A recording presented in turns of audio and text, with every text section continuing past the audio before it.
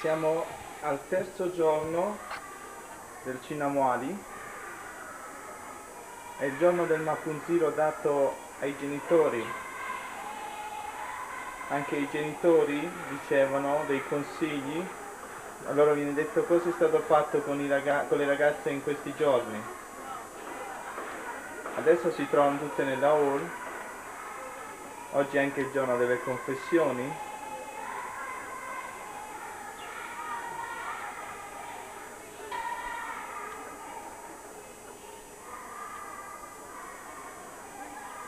Praticamente alcuni di questi genitori sono venuti, di queste asimai sono venute anche ieri sera e hanno pernottato lì in fondo dove c'è la nostra scuola cattolica.